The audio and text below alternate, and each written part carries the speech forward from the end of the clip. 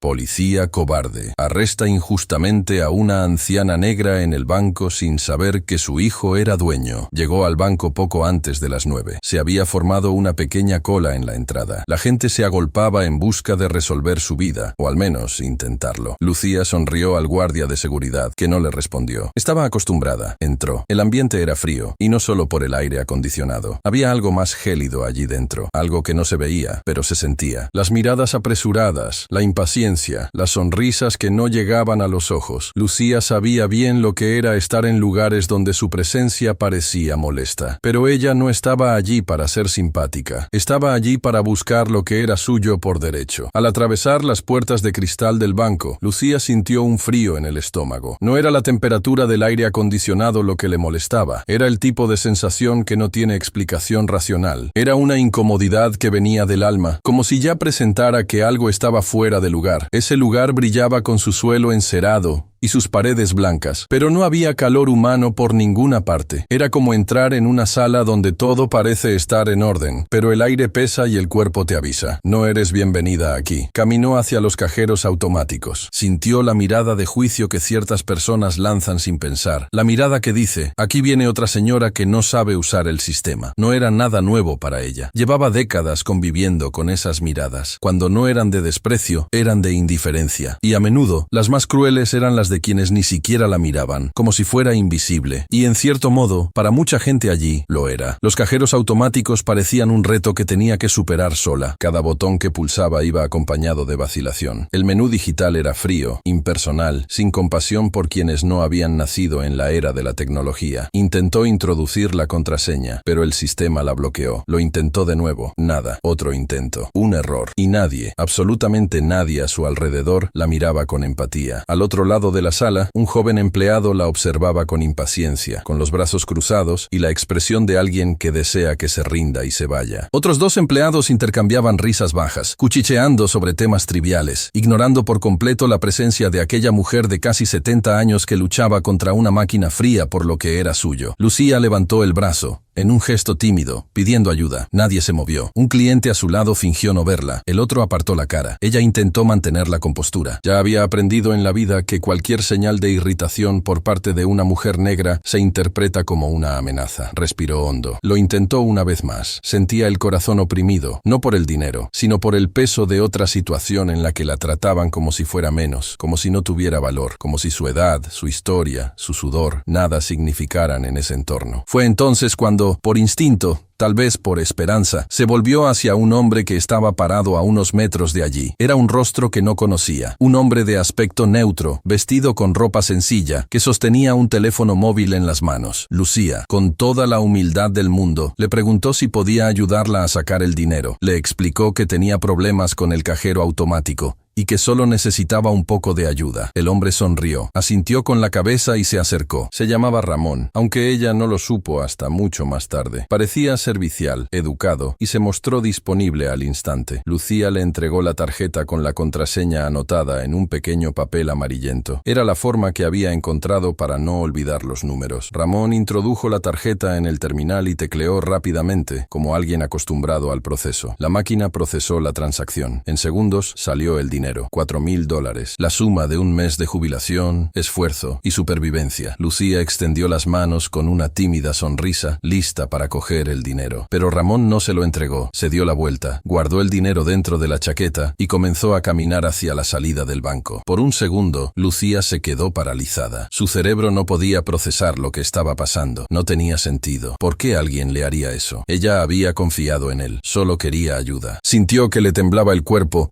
y antes de que la razón pudiera vencerla gritó con todas sus fuerzas. Gritó por justicia, por desesperación, por indignación. La gente a su alrededor se volvió sorprendida. Ramón, que ya estaba cerca de la puerta, se volvió con expresión indignada, como si él fuera la víctima. Y entonces hizo lo impensable. En un acto cruel y calculado, Ramón también empezó a gritar. Acusaba a Lucía de intentar robarle. «Ha intentado atracarme», gritaba en voz alta, como si la verdad estuviera en su voz y no en los hechos. Los guardias de seguridad, que hasta entonces estaban ausentes de la escena, corrieron y, como es habitual en un mundo que insiste en juzgar por el color de la piel, no dudaron ni un segundo. Fueron directamente hacia Lucía. Ella intentó explicarse. Gritaba que era ella la que había sido robada. Señaló a Ramón. Pero ya era tarde. Uno de los guardias de seguridad la empujó con fuerza. Ella cayó. Su cuerpo ya debilitado golpeó el suelo con un ruido sordo. El otro la inmovilizó con brutalidad. La esposaron como si fuera una peligrosa criminal. Mientras tanto, Ramón se alejaba con calma, observando la escena con ojos fríos. Había ganado, y lo sabía. Lucía lloraba, no por el dolor físico, aunque el dolor estaba ahí, clavado en los huesos, pero era su alma la que gritaba. Gritaba de vergüenza, de impotencia, de rabia, de profunda tristeza. ¿Cómo podía, después de todo lo que había vivido, ser tratada de esa manera? ¿Cómo podía el mundo ser tan rápido en creer la palabra de un extraño y tan ciego ante su dolor? A su alrededor, nadie intervenía. Algunos grababan con sus teléfonos móviles, otros miraban con lástima, otros simplemente apartaban la mirada, como si fuera un día cualquiera. Los empleados del banco continuaban atendiendo a los clientes, fríos como el mármol, como si una señora esposada en el suelo fuera solo un obstáculo temporal en su jornada laboral. Se llevaron a Lucía fuera del banco, bajo las miradas de quienes nunca se preocuparon por ella. La metieron en el coche patrulla como si fuera un peso que había que deshacerse de él. Y lo peor, ella sabía que,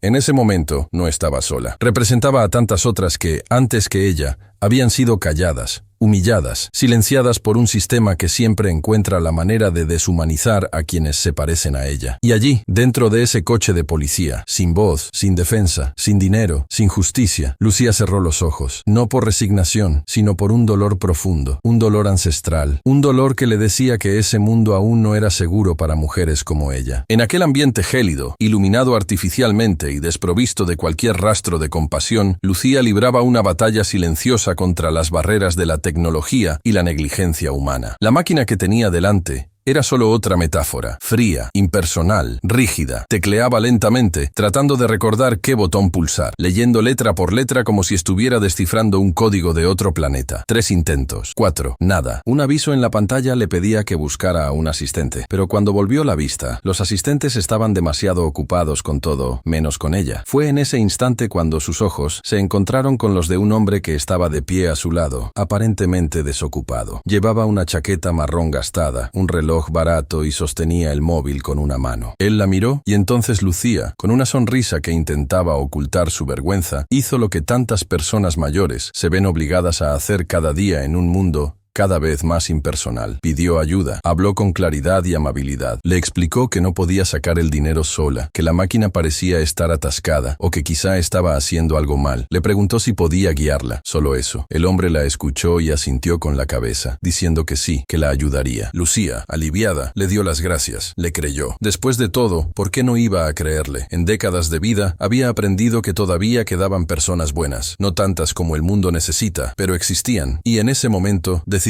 creer que Ramón era una de ellas. Le entregó la tarjeta y le mostró dónde tenía anotada la contraseña, en un trozo de papel cuidadosamente doblado, guardado en el interior de la cartera. Era un gesto de enorme confianza, casi sagrado. Ese papel contenía mucho más que números. Contenía el resultado de toda una vida de esfuerzo. Era la seguridad de poder pagar las facturas, comprar los medicamentos, ayudar a un nieto con un sencillo regalo, llenar la despensa. Era, en esencia, su dignidad convertida en cifras. Ramón tecleaba con agilidad. Parecía familiarizado con el sistema. Lucía observaba a su lado, sin sospechar nada. Aún mantenía esa tímida sonrisa en los labios, pensando que en poco tendría su dinero en las manos y volvería a casa. Tal vez incluso pasaría por la panadería para comprar un pan dulce, algo que solo hacía cuando recibía el pago. Era su pequeño capricho, un ritual de victoria mensual. El cajero automático imprimió los recibos. El dinero salió lentamente, $4,000, dinero que Lucía ya había contado en sueños, planeado centavo a centavo. Pero cuando extendió la mano, esperando que Ramón se lo entregara, sucedió algo increíble. No le dio el dinero, no dijo nada, no le devolvió la tarjeta, solo guardó todo rápidamente en su chaqueta y dio 2 pasos hacia la puerta del banco. Lucía, por un segundo, se quedó paralizada. Sus ojos no podían entender lo que los demás sentidos ya sabían. Ese hombre se iba con todo lo que ella tenía. Ella lo llamó, aún incrédula. Primero de forma educada, casi pensando que se había confundido, que tal vez se trataba de un malentendido. Pero él siguió caminando, no miró atrás. La certeza del golpe cayó sobre ella como un balde de realidad helada. La voz que antes era baja ganó fuerza, tomó forma y rompió el silencio como un trueno. Lucía gritó. Gritó como si fuera la única forma de ser escuchada en ese mundo que tanto insistía en silenciarla. Ramón se detuvo, se volvió lentamente y en ese momento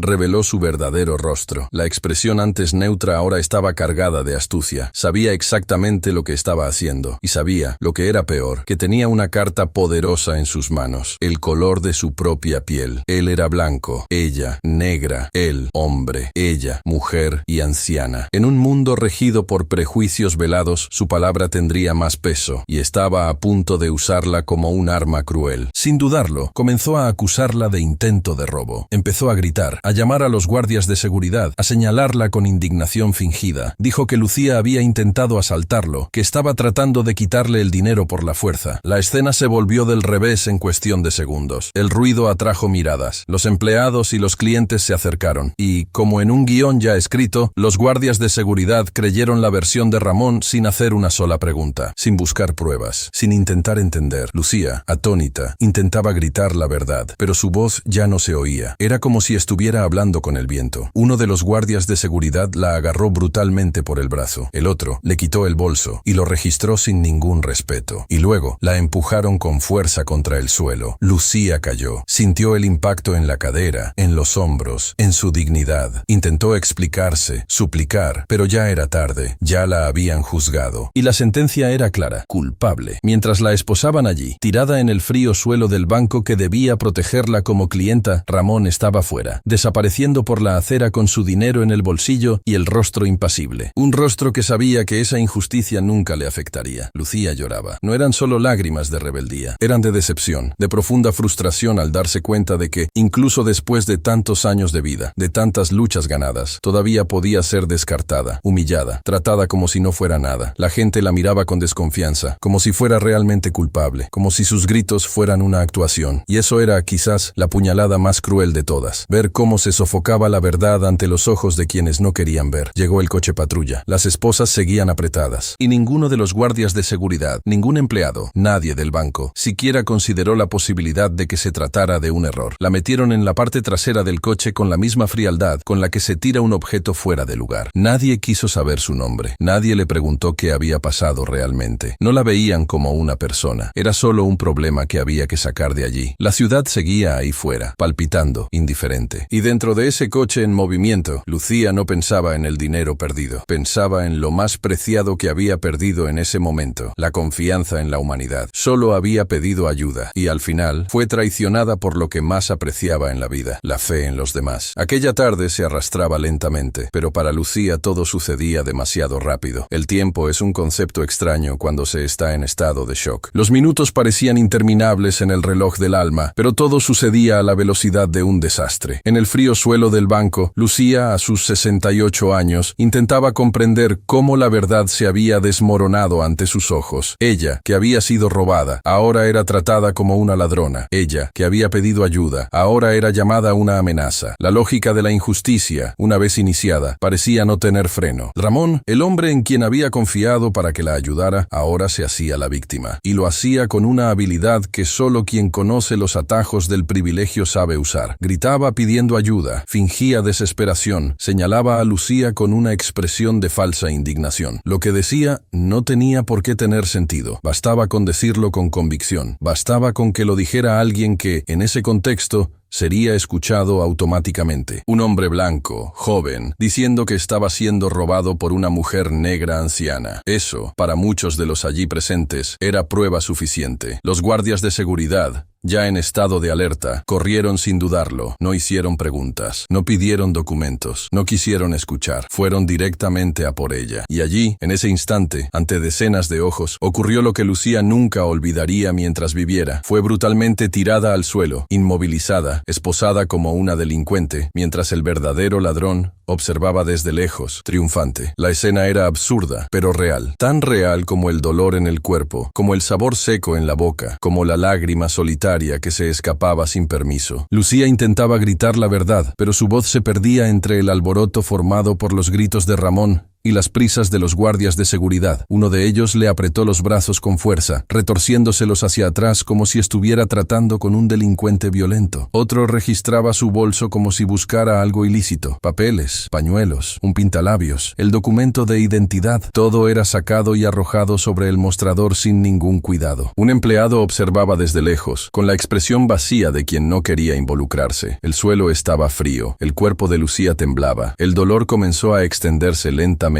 empezando por los hombros, bajando por la columna y llegando a las rodillas, que habían golpeado el suelo en el momento de la caída. Pero el dolor físico no era lo peor. Lo que realmente la destrozaba por dentro era el peso invisible de lo absurdo. ¿Cómo podía estar allí, tirada en el suelo de un banco del que era clienta, siendo tratada como si fuera un objeto desechable? ¿Cómo era posible que la realidad se hubiera vuelto tan brutal contra ella? Ella decía, con el poco aire que le quedaba: me han robado, él me ha quitado el dinero, es mío, es mi pensión. Pero nadie la escuchaba. O mejor dicho, la escuchaban, pero no la oían. Había un filtro entre su voz y los oídos del mundo. Un filtro hecho de prejuicios, de deshumanización, de décadas de enseñanzas tácitas, enseñanzas que hacían que la palabra de una mujer negra fuera siempre dudosa y la de un hombre blanco automáticamente válida. Ramón observaba desde lejos, sin necesidad de hacer nada más. Su plan había funcionado a la perfección. Sabía que, en ese ambiente, con ese aspecto, su versión de los hechos sería aceptada sin preguntas. Y no había mayor engaño que ese, porque la verdad, aunque se silencie, tiene raíces profundas, puede ser sofocada por un tiempo, pero siempre encuentra la manera de volver a crecer. Lucía fue sacada del banco, esposada, desacreditada. La mirada de algunos transeúntes era de juicio. Otros observaban en silencio, pero casi nadie intervino. Uno o dos clientes incluso pensaron en decir algo, pero dudaron. Quizás por miedo, quizás por conformismo. Y así es como se perpetúan las mayores injusticias, no solo por las manos de quienes las cometen, sino por el silencio de quienes callan ante ellas. Llegó el coche patrulla y los guardias de seguridad la entregaron como si fuera una carga molesta. Los policías la metieron en el asiento trasero sin hacer preguntas. No había registros, no había pruebas, no hubo la más mínima comprobación. Solo la palabra de Ramón, y eso fue suficiente. La puerta se cerró con un golpe seco. El banco quedó atrás. Y con él también quedó un pedazo de la fe que Lucía aún tenía en el sistema. Dentro del coche patrulla ya no lloraba en voz alta, lloraba por dentro. Esos sollozos silenciosos que solo conoce quien ha sufrido más allá de lo soportable. Estaba agotada. El cansancio no era solo de ese día, era el acúmulo de toda una vida. Pensaba en sus hijos, en cómo reaccionarían al enterarse de lo que había pasado. Sentía vergüenza,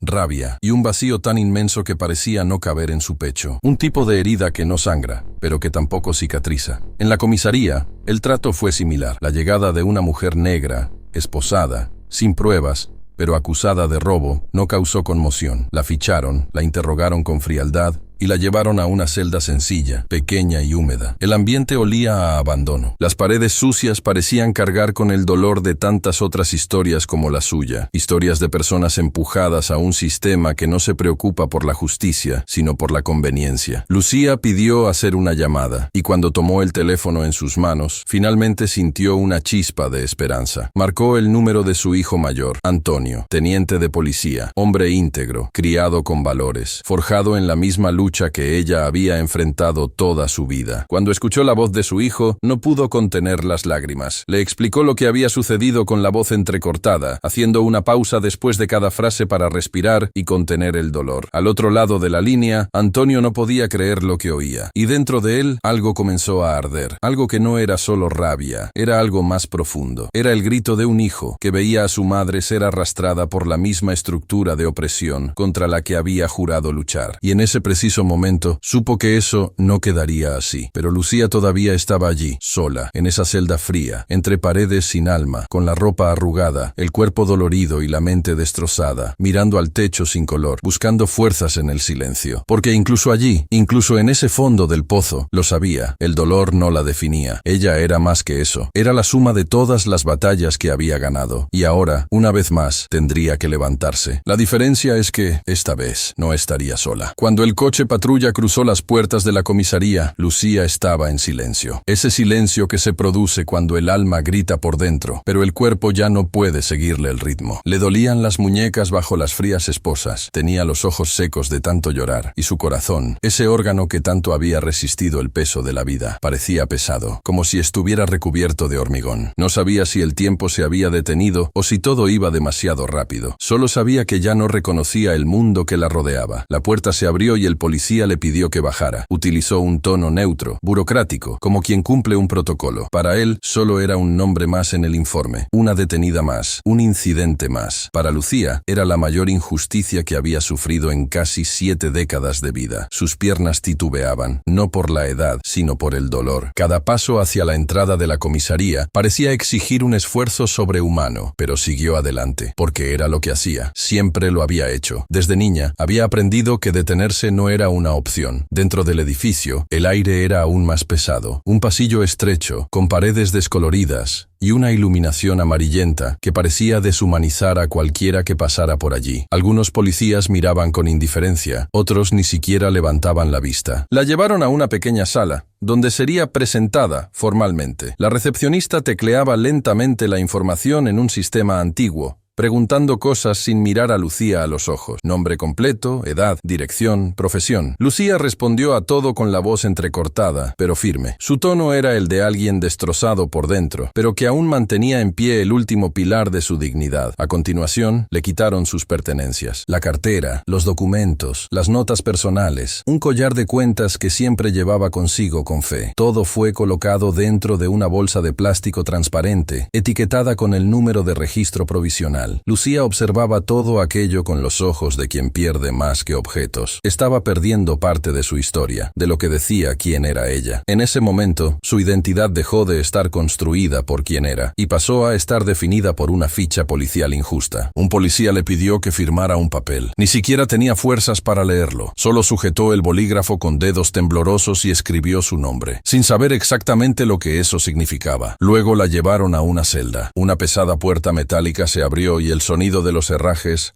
resonó por el pasillo como una sentencia sin juez. La celda era pequeña, fría, con una cama de hormigón cubierta por un colchón fino y manchado. No había privacidad, no había comodidad, solo había vacío. Y fue en ese vacío donde colocaron a Lucía. Cuando la puerta se cerró detrás de ella, algo dentro de ella se derrumbó. Se sentó en un rincón, apoyada contra la pared, y dejó que todo el peso recayera sobre sus hombros. Ese suelo duro era ahora el único lugar donde podía descansar. Miró hacia adelante y solo vio rejas. La libertad estaba ahora a pocos metros de distancia, pero al mismo tiempo parecía estar en otro planeta. Lucía, que había luchado tanto, que había criado a sus hijos sola, que había afrontado la vida de frente, ahora estaba encerrada como si fuera un peligro para la sociedad, y aún así no se rendía del todo. En medio del dolor, aún había chispas de resistencia. Pensaba en sus hijos, en Leandro, el empresario, tan obstinado, tan protector, en Antonio, el policía, que desde niño decía que defendería a los injustamente tratados. Pensaba en su infancia, en las noches sin dormir, en el arroz contado, en la ropa reutilizada, y en cómo lo había dado todo para verlos crecer con dignidad. Y ahora, ¿dónde estarían? ¿Lo sabrían? ¿Vendrían? El tiempo en esa celda era cruel. Las horas parecían alargarse, lentas, como si cada minuto durara un siglo. Lucía intentaba distraerse pensando en sus nietos, en las flores del balcón, en las recetas que le gustaba preparar los domingos, pero la realidad siempre volvía como una avalancha. Recordaba el rostro de Ramón, la frialdad del golpe, la forma en que simplemente le dio la espalda y se marchó con el fruto de su esfuerzo. Esa traición le dolía más que el duro suelo o la humillación sufrida. A la mañana siguiente, la llamaron para prestar declaración. Un delegado la recibió con mirada apática. El tono era mecánico. Repetía preguntas ya respondidas. Tomaba notas con un ritmo impersonal, como si estuviera rellenando un formulario y no lidiando con el dolor de una mujer inocente. Lucía lo contó todo, cada detalle. Explicó que pidió ayuda, que confió, que fue traicionada, pero sabía en el fondo que en ese momento su palabra aún valía poco. Lo investigaremos, le dijeron, pero no había prisa, no había urgencia. Era como si la injusticia se hubiera normalizado. Después de eso, volvió a la celda. Fue al regresar cuando pidió, casi en un susurro ahogado, el derecho a hacer una llamada. Y allí, en ese pequeño gesto, nació lo que sería el comienzo del cambio. Le entregaron un teléfono. Con dedos temblorosos, marcó el número de Antonio. Cuando él contestó, ella solo dijo su nombre. Luego respiró hondo y contó, a pedazos, entre pausas y lágrimas. Y al otro lado de la línea, un hijo hijo escuchó a su madre no como una policía escuchando un incidente, sino como alguien que sentía que se le partía el corazón en 1000 pedazos. Lucía sintió, aunque no lo veía, que la voz de su hijo estaba llena de furia, pero era una furia justa, no la furia de la venganza ciega, sino la de un honor herido. Y fue entonces cuando, por primera vez desde que todo había comenzado, sintió un pequeño alivio. Antonio vendría, lo sabía, no dejaría pasar eso. Y cuando colgó el teléfono, Lucía volvió al rincón de la celda. Se sentó de nuevo en el suelo, solo que ahora, a pesar del dolor, había una chispa diferente en sus ojos. Ya había sobrevivido a tantas cosas, y ahora tenía fe en que, una vez más, atravesaría la tormenta, no porque el mundo fuera justo, sino porque tenía un amor demasiado grande como para caer sin luchar. Aquella noche fue demasiado larga para Antonio. No es que no estuviera acostumbrado a las madrugadas en vela. Ser teniente de policía en una gran ciudad de Estados Unidos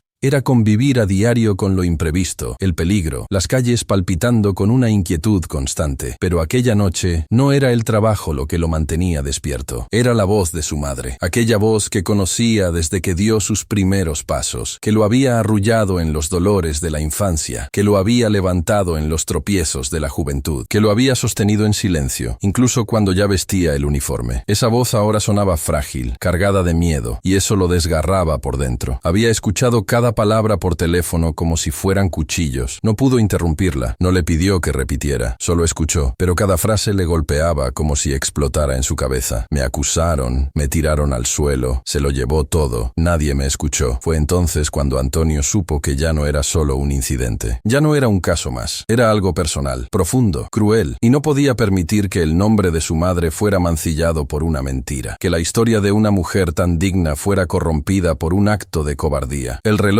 marcaba casi las 4 de la madrugada cuando comenzó a prepararse para viajar. Cogió su maleta de emergencia, la que siempre tenía lista para desplazamientos urgentes. No lo pensó 2 veces. Su semblante era otro, duro, implacable, pero también herido, porque por encima de todo, era un hijo, y su madre estaba injustamente encarcelada. El trayecto hasta la ciudad donde se encontraba detenida Lucía lo hizo en silencio. La carretera parecía no tener fin. Con cada kilómetro recorrido, su corazón latía más fuerte. Repasaba mentalmente todo lo que sabía. Construía argumentos, buscaba fallos en el proceso, pensaba en los contactos a los que podía recurrir. Pero, detrás de todo eso, había un dolor que intentaba ocultar incluso a sí mismo, el de ver a su madre, su guerrera, esposada, humillada, desacreditada. Cuando finalmente llegó a la comisaría, el cielo comenzaba a clarear. Un sol tímido nacía en el horizonte, como si también pidiera perdón por la oscuridad de la noche anterior. Antonio bajó del coche con paso firme. Llevaba el uniforme, no por casualidad. Lo llevaba porque sabía que, allí, el respeto todavía venía más por la ropa que por la verdad. Y él necesitaba ser escuchado. Al entrar, todas las miradas se volvieron hacia él. Había algo en Antonio que no pasaba desapercibido. Tenía ese tipo de autoridad que no gritaba, pero que se sentía. Se dirigió directamente al mostrador de atención y pidió hablar con el responsable del arresto de su madre. El empleado dudó al oír el nombre. ¿Lucía María dos Santos?, preguntó, y cuando Antonio lo confirmó, el ambiente pareció cambiar. Cayó el telón. La mujer que estaba detenida era la madre de un teniente de la corporación, y eso, de repente,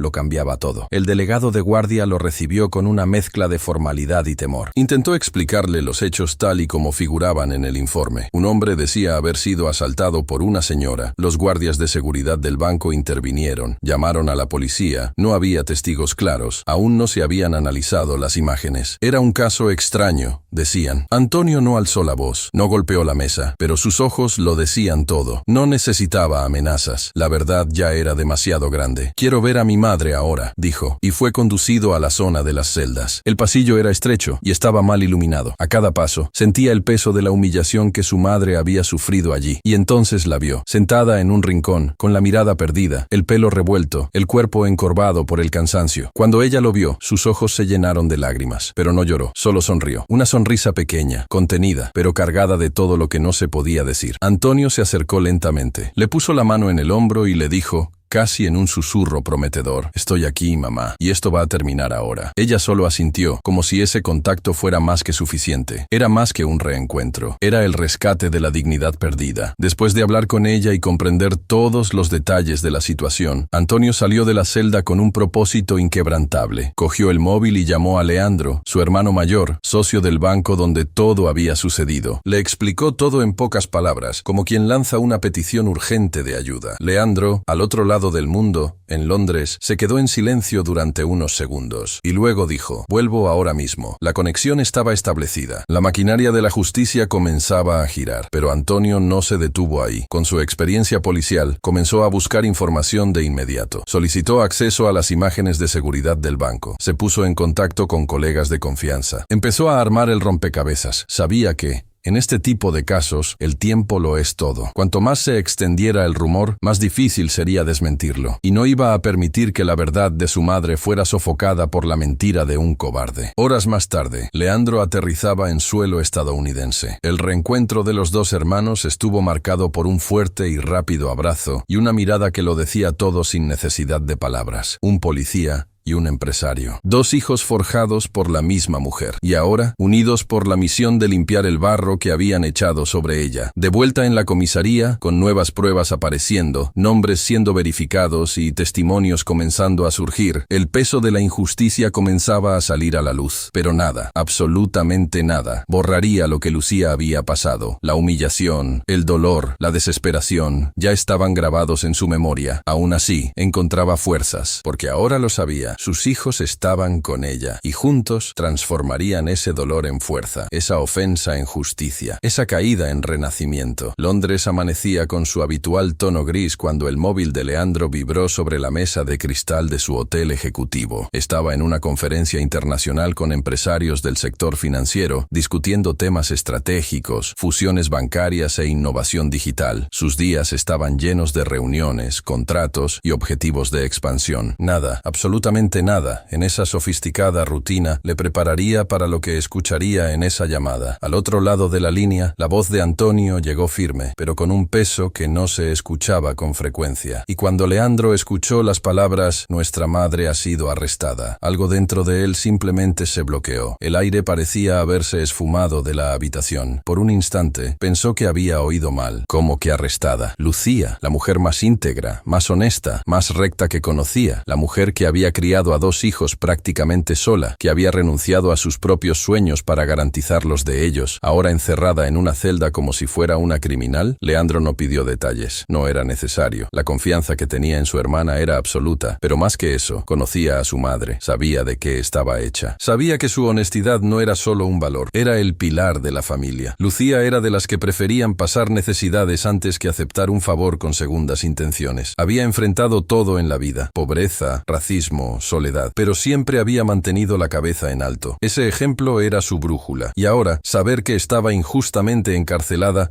era como ver cómo le arrancaban ese faro. Miró la maleta aún abierta, metió unas camisas, documentos y el portátil, sin importarle las invitaciones y los compromisos. Acababa de concertar la reunión más importante de su vida, y era al otro lado del océano. Llamó a su secretaria y canceló todos los compromisos. En cuestión de minutos, estaba en un coche de camino al aeropuerto. Mientras atravesaba las concurridas calles de Londres, Leandro no decía nada, pero por dentro hervía. No de ira descontrolada, sino de una indignación racional y aguda, como una cuchilla forjada al fuego. En el vuelo, pensaba en su madre. Imaginaba su rostro, encerrada, injustamente tratada, y eso lo corroía. También pensaba en el sistema al que servía. Era uno de los socios del banco donde todo había sucedido, uno de los hombres más influyentes de la institución que, en ese momento, había sido escenario de una de las mayores vergüenzas de su vida. La ironía de ello era casi insoportable. El banco que él había ayudado a construir había permitido que su madre fuera humillada delante de todos, tratada como un estorbo, ignorada, tirada al suelo por los guardias de seguridad que él mismo pagaba. El vuelo fue largo, pero Leandro no durmió ni un minuto, no leía, no escuchaba música, solo miraba al vacío, cosiendo dentro de sí un sentimiento que mezclaba dolor, vergüenza y una sed insaciable de justicia. Cuando el avión aterrizó, no hubo tiempo para descansar. Un conductor lo esperaba afuera. Entró en el coche y se dirigió directamente a la comisaría donde su madre aún estaba registrada. Allí encontró a Antonio, más abatido de lo habitual, pero decidido. El reencuentro entre los dos hermanos fue breve, pero cargado de energía. No necesitaron intercambiar muchas palabras. Estaban en sintonía. Antonio había hecho todo lo que podía hasta ese momento. Leandro asumiría ahora su parte. Juntos formaban dos fuerzas que, cuando se unían,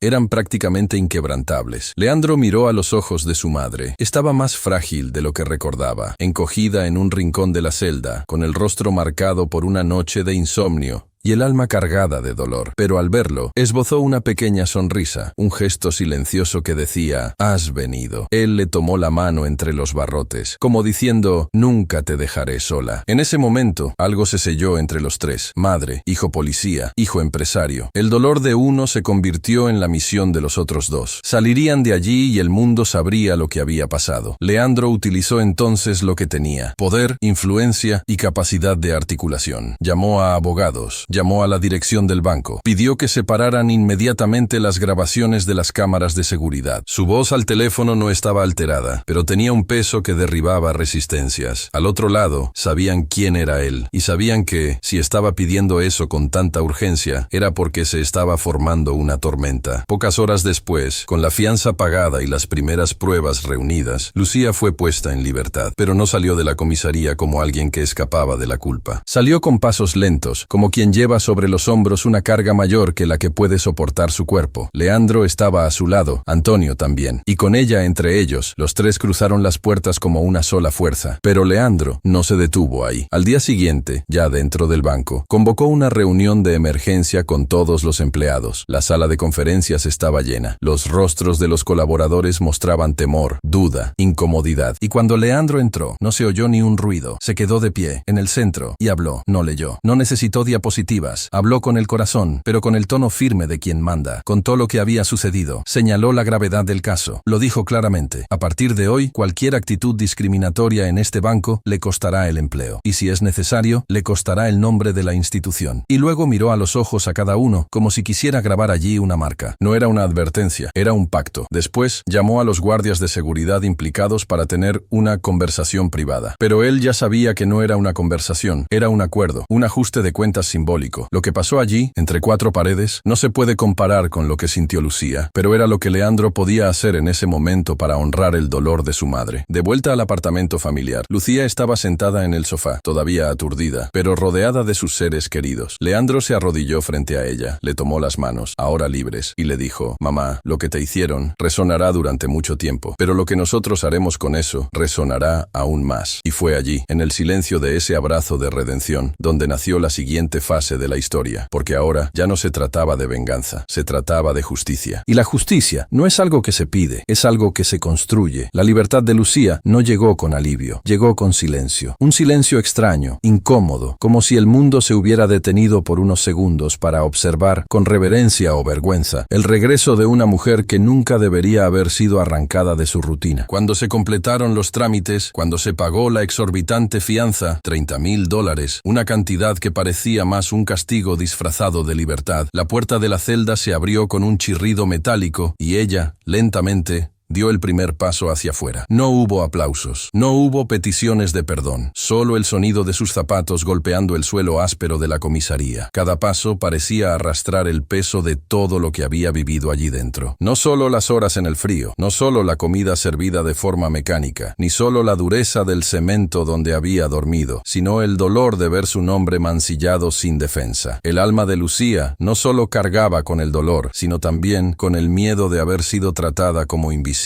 y culpable al mismo tiempo. Afuera, el cielo era otro. La tarde se transformaba lentamente en noche, y el viento traía un aire de transición, como si el universo supiera que algo profundo había cambiado. Antonio y Leandro la esperaban, no como hijos que rescatan a su madre, sino como guardianes que, por un instante, habían visto su mundo derrumbarse ante sus ojos, y ahora luchaban por reconstruirlo. Lucía salió con pasos cortos, como si aún dudara de que fuera realmente libre. Sus ojos parpadearon varias veces, tratando de adaptarse a la luz natural, después de tanto tiempo mirando lámparas frías y pasillos sin ventanas. Cuando vio a sus hijos, su corazón se aceleró. Había en ellos una mezcla de orgullo y tristeza. Ninguno de los dos podía disimular lo conmocionados que estaban, pero tampoco podían ocultar lo mucho que la querían. Y eso, en ese momento, era lo único que importaba. Leandro fue el primero en acercarse. La abrazó con fuerza, como si quisiera quitarle todo el dolor que llevaba dentro. Antonio, en silencio, se unió a ellos. Ese abrazo a tres duró unos segundos, pero en él se condensaba toda una vida. Era más que un reencuentro. Era una declaración de compromiso. Nunca más. Cuando entraron en el coche, el trayecto hasta el apartamento de Leandro se hizo en silencio. Lucía apoyó la cabeza en la ventanilla y observó la ciudad pasar. Las luces, los coches, los edificios. Todo seguía como si nada hubiera pasado. Como si el mundo exterior no hubiera sentido su ausencia. Eso dolía. Pensaba en las otras personas que, como ella, habían sido silenciadas, llevadas injustamente, olvidadas en celdas frías sin siquiera tener la oportunidad de defenderse. Pensaba en cuántas mujeres negras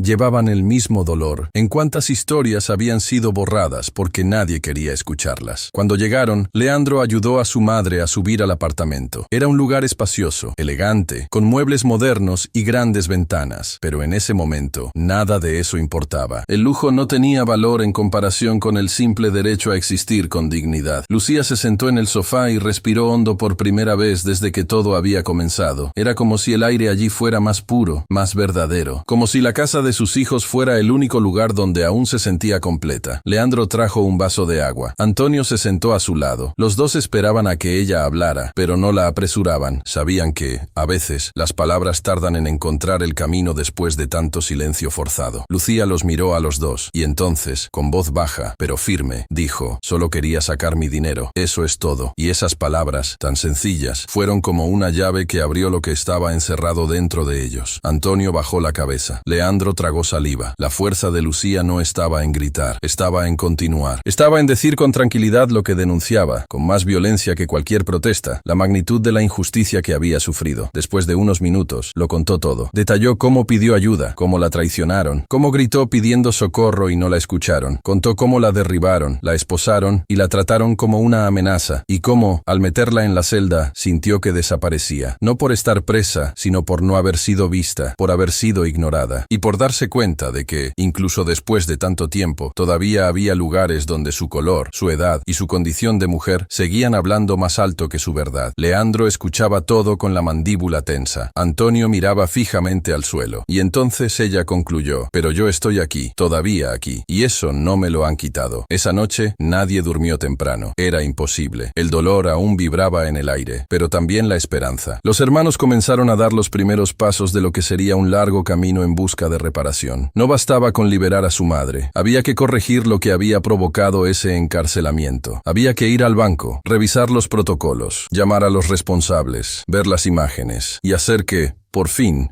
se hiciera justicia. Lucía se fue a dormir al cuarto de invitados. Se acostó con el cuerpo aún dolorido, pero con el corazón un poco más cálido. Al cerrar los ojos, pensó en toda su vida, en cómo siempre había tenido que resistir, en cómo, incluso ahora, después de tanto, la vida seguía poniendo a prueba su fuerza. Pero también pensó que ya no estaba sola. Sus hijos estaban allí. Y más que eso, estaban dispuestos a transformar su dolor en algo más grande. Porque cuando la libertad se compra con tanto sacrificio, no se puede desperdiciar. Y la de Lucía, ahora, se utilizaría para reavivar voces, confrontar silencios y sacar a la luz verdades. A la mañana siguiente, el cielo estaba despejado, pero Leandro no veía nada de belleza en ese azul tranquilo que se extendía sobre la ciudad. No había espacio para la contemplación. En su interior, todo era turbio, nublado, cargado de inquietudes que no se disipaban. Esa casa, que siempre había sido símbolo de conquistas, ahora respiraba tensión. Las cortinas abiertas dejaban entrar una luz clara, pero nada iluminaba lo que él sentía por dentro. Lo único que ocupaba sus pensamientos era la necesidad de ver con sus propios ojos lo que le habían hecho a su madre. Lucía dormía. Por fin había conseguido descansar después de todo, y Antonio tomaba café en silencio. No intercambiaban palabras innecesarias. Ambos sabían lo que había que hacer. Leandro se levantó, se arregló la chaqueta y, sin decir mucho, se marchó. Iba al banco, a la sede, al lugar donde todo había comenzado. El camino hasta allí lo recorrió en silencio. El conductor notó en el ambiente que no se trataba de un viaje cualquiera. Al llegar, Leandro se dirigió directamente al ascensor. Recorrió los pasillos con su postura habitual, firme e imponente, pero sus ojos no ocultaban lo que sentía. La indignación ya no cabía en su expresión. Se había convertido en parte de su cuerpo. Al llegar a la oficina del director general de la unidad donde su madre fue atacada, Leandro no pidió permiso para entrar. Abrió la puerta con la autoridad de quien lleva un nombre en lo más alto de la jerarquía. El director, un hombre con traje claro y ojos siempre atentos a los números, se levantó de inmediato. Intentó esbozar un saludo formal, pero Leandro no le devolvió el gesto. «Quiero las imágenes. Ahora», dijo con un tono seco y directo que no dejaba lugar a maniobras. El gerente, visiblemente incómodo, dudó. Dijo que estaba separando los archivos, que el departamento jurídico estaba evaluando su liberación. Pero Leandro lo interrumpió. «No me pida paciencia. Soy socio de este lugar, y mi madre fue arrastrada por empleados bajo su supervisión. Cada segundo que tarda en entregarme esas imágenes es una parte más de mi confianza que se destruye». Sin poder argumentar, el gerente cedió. Llamó al técnico responsable. En poco tiempo, le entregaron una memoria USB con los registros. Leandro no esperó. Se sentó allí mismo, conectó el dispositivo al portátil que llevaba y pulsó el botón de reproducción. La sala quedó en silencio. Solo el sonido lejano de la calle, amortiguado por las ventanas cerradas, entraba como ruido de fondo. Las imágenes comenzaron a rodar. Cámaras de seguridad en diferentes ángulos. Avanzó con el cursor hasta el momento en que apareció su madre. Allí estaba ella, vestida con un vestido azul con estampados florales, entrando con pasos firmes, postura erguida, una discreta sonrisa en el rostro, sola, invisible para quienes debían atenderla. Leandro observaba cada gesto. Ella caminaba hacia los cajeros automáticos, intentaba entender las opciones en la pantalla, miraba a su alrededor. Ningún empleado se movía, ningún cliente le ofrecía ayuda. Y entonces apareció Ramón. Se acercó con falsa simpatía, recibió la tarjeta, tecleó la contraseña, todo con una calma aterradora. Sacó el dinero, $4,000, y luego se daba la vuelta. Así de simple, una actuación calculada. Leandro hizo una pausa, respiró, se tapó la boca con las manos durante unos segundos, pero no lloró. Todavía no, siguió observando. El momento del enfrentamiento fue aún peor. Lucía extendió la mano, Ramón la ignoró, y acto seguido se dio la vuelta, fingiendo que la atacaban. Apuntaba, gritaba, gesticulaba, y entonces aparecían los guardias de seguridad. Corrían hacia ella, sin evaluar, sin dudar. El primero la empujaba con violencia, el segundo la sujetaba por los hombros. La escena es brutal, la dignidad de una señora siendo arrastrada como un estorbo. Todo en alta definición. Leandro se recostó en la silla. Las imágenes seguían pasando, pero ya no necesitaba verlas. Había visto suficiente. Lo que su madre le había contado era real, más que real. Era brutal, una verdad negada ante todos, solo porque nadie quiso mirar con atención, solo porque su rostro no inspiraba confianza a aquellos que decidieron ser dueños de la verdad. Cerró el portátil con firmeza. Miró al gerente que estaba allí, pálido, callado, hundido en su propia culpa. «Esto», dijo, sosteniendo el pendrive, «es una acusación contra este banco, contra la dirección, contra el sistema que usted representa. No es solo mi madre. Podría haber sido cualquier otra mujer negra, anciana, sola, y ustedes habrían hecho lo mismo, porque no se trata de hechos. Se trata de lo que ustedes eligen ver». Leandro se levantó. Miró a los ojos del gerente. Había allí una mezcla de miedo y vergüenza. «A partir de hoy, o cambias este banco por completo o sentirás el peso de mi mano en cada reunión, en cada decisión, en cada informe público. No hablo como socio, hablo como hijo, y como hijo de una mujer a la que habéis humillado». Salió de la sala sin esperar respuesta. En el ascensor, pulsó el botón de la planta baja y cerró los ojos. Por primera vez desde que vio las imágenes, se le escapó una lágrima. No era solo rabia, era duelo. Duelo por la imagen de su madre destruida ante tantos ojos. Duelo por la idea de que, incluso con poder, incluso con prestigio, no había podido evitar que eso sucediera. El dolor que sentía no tenía nombre, pero era profundo y ahora ineludible. De vuelta en el apartamento, Lucía estaba sentada a la mesa, con una taza de té en las manos. Miró a su hijo y, sin necesidad de palabras, lo entendió. Leandro se arrodilló frente a ella, le entregó el pendrive y con voz firme dijo: «Aquí está todo, mamá, todo. La verdad ahora tiene rostro, movimiento y tendrá consecuencia». Lucía miró el pequeño objeto en la palma de sus manos. No necesitaba ver las imágenes. No quería. Ya lo había revivido demasiadas veces en su propia memoria. Pero lo que sintió al sostener ese pendrive fue algo diferente. La certeza de que, por primera vez, su dolor no estaba siendo borrado, estaba siendo expuesto. Y eso era el comienzo de algo más grande. El horror había sido filmado. Ahora había que repararlo. Y nadie estaba dispuesto a parar hasta que eso sucediera. Cuando llegó a la sede del banco, los empleados lo miraron con sorpresa. Era inusual verlo allí fuera de los días de reunión con los altos ejecutivos. Leandro era de los que lo resolvían todo entre bastidores, por correo electrónico, por teléfono, en reuniones discretas, pero ese día no. Ese día quería estar presente. Quería ver las caras. Quería que las miradas no pudieran escapar. Llamó al gerente de la unidad donde todo había sucedido. Le pidió que convocara una reunión general con todos los empleados de la sucursal, atendientes, supervisores, Equipo de seguridad, cajeros, todos. Dijo que quería mirar a los ojos a cada uno de ellos. No explicó el motivo. No era necesario. La sala de conferencias se fue llenando poco a poco. Los empleados se miraban entre sí, confundidos, ansiosos. Había algo en el aire que nadie podía nombrar, pero todos lo sentían. Era como si una tormenta estuviera a punto de estallar y el cielo no avisara con antelación. Cuando Leandro entró, se hizo el silencio. No hubo susurros ni preguntas, solo silencio y tensión. Caminó hasta el centro de la sala. No se sentó, se quedó de pie, con los brazos cruzados durante unos segundos, observando los rostros que tenía delante. Algunos nerviosos, otros indiferentes, otros claramente incómodos. Así es como comienza el despertar de la conciencia, por la incómoda duda, por la inquietud. Leandro respiró hondo y comenzó. Hace 2 días, una mujer entró en una de las sucursales